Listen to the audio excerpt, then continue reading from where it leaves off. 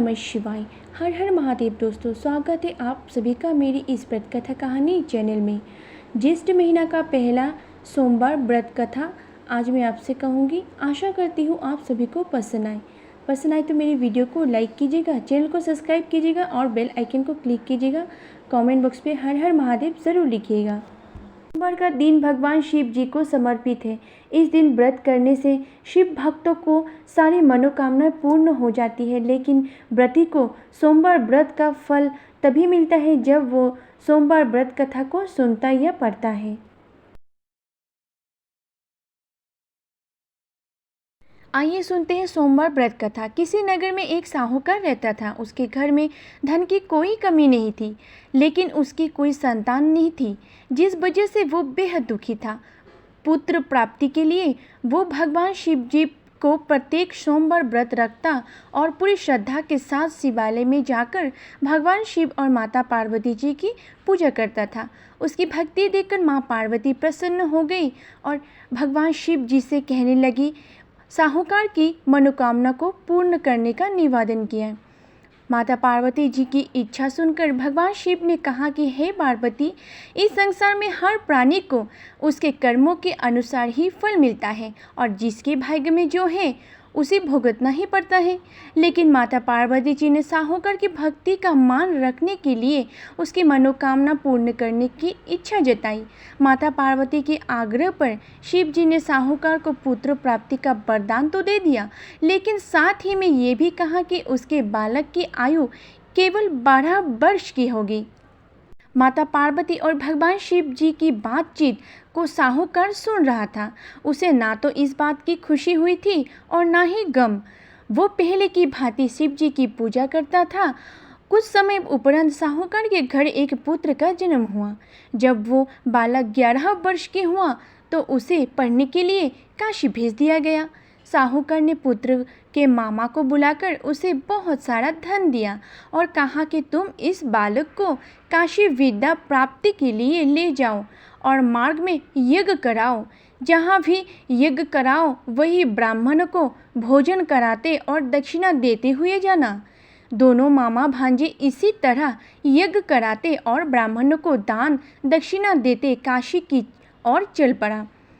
रास्ते में एक नगर पड़ा, जहाँ नगर के राजा की कन्या का विवाह था, लेकिन जिस राजकुमार से उसका विवाह होने वाला था वो एक आँख से काना था। राजकुमार के पिता ने अपने पुत्री के काना होने की बात को छुपाने के लिए एक चाल सोची। साहूकार के पुत्र को देखकर उसके मन ही में एक विचार आया।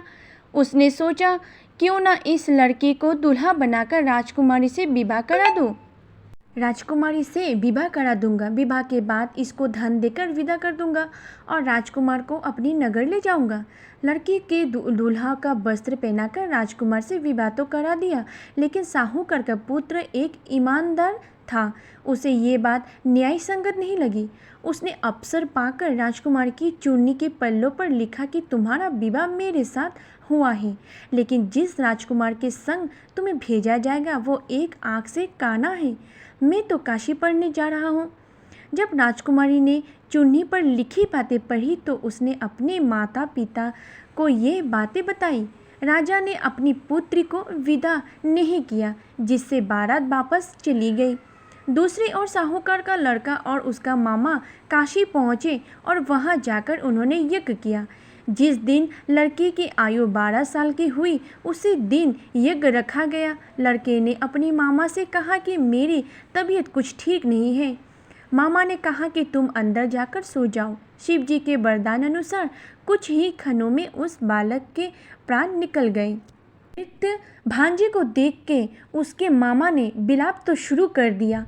संगोदवश उसी समय शिव जी और माता पार्वती जी उधर से जा रहे थे। माँ पार्वती ने भगवान शिव जी से कहा, प्राणनाथ, मुझे इसकी रोने के स्वर सहन नहीं हो रहा है। आप इस व्यक्ति के कष्ट को अवश्य दूर करें। हे शिव जी, मृत बालक के समीप गए तो वो बोले कि ये उसी साहूकार का पुत्र है जिसे मैंने 12 वर्ष की आयु का वरदान दिया था। अब इसकी आयु पूरी हो चुकी है। लेकिन मातृभाव से विभोर माता पार्वती ने कहा कि हे महादेव, आप इस बालक को और आयु देने की कृपा करें, अन्यथा इसके वियोग में इसके माता पिता भी तड़प तड़प कर मर जाएंगे। माता पार्वती के आग्रह पर भगवान शिव ने उस लड़के को जीवित होने का वरदान दे दिया। शिव जी की कृपा से वो लड़का जीवित हो गया। शिक्षा समाप्त करके लड़का मामा के साथ अपने नगर की ओर चला। दोनों चलते हुए उसी नगर में पहुंचा जहां उसका विवाह हुआ था। उस नगर में उन्होंने यज्ञ का आयोजन किया। उस लड़के के ससुर ने उसे पहचान लिया और महल में ले जाकर उसकी अभ्यागत और अपनी पुत्री को विदा किया।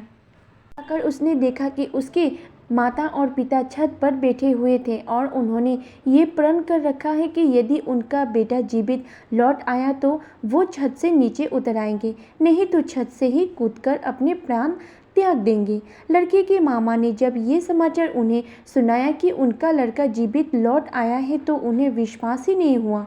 तब लड़के के मामा ने शपथ खाकर कहा कि आपका पुत्र अपनी स्त्री और बधू बहुत से धन दासियों सहित घर आया है। तब साहूकर और उसकी पत्नी छत से नीचे उतर आई तथा प्रसन्नता के साथ अपने बेटे और बहू का स्वागत किया।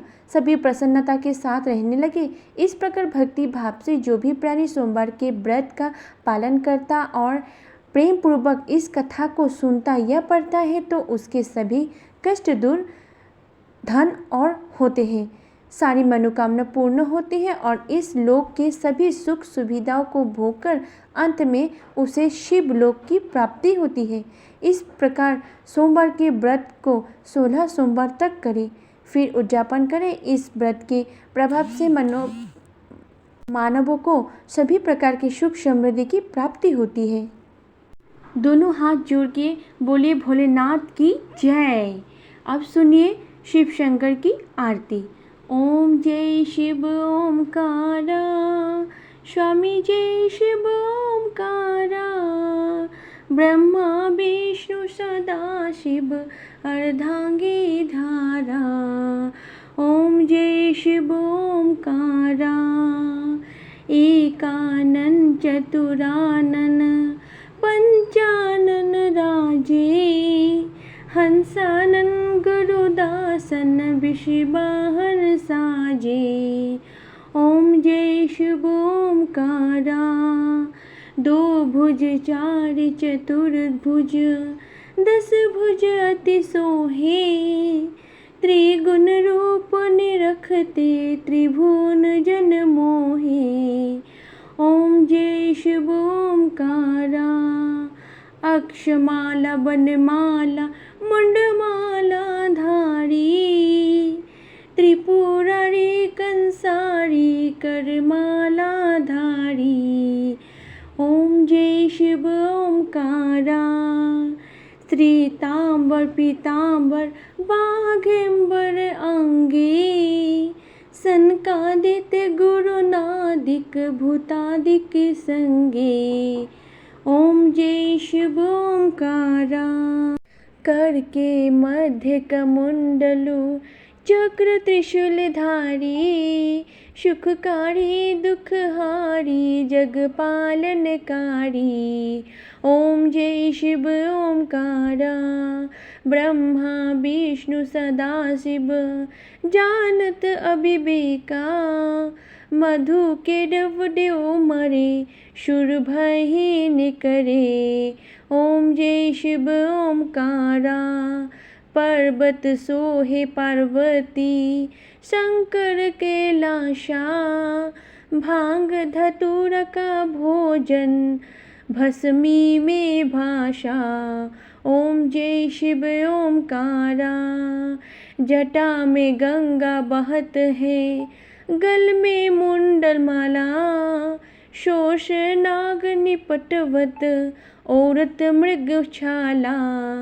ओम जय शिव ओमकारा, काशी में विराज विश्वनाथ नंदी ब्रह्मचारी, नित्य उठ दर्शन पावत महिमा अति भारी।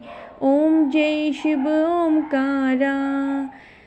त्रिगुण स्वामी जी की आरती जो कोई नर गावे, कहते शिवानंद स्वामी मन वांछित फल पावे।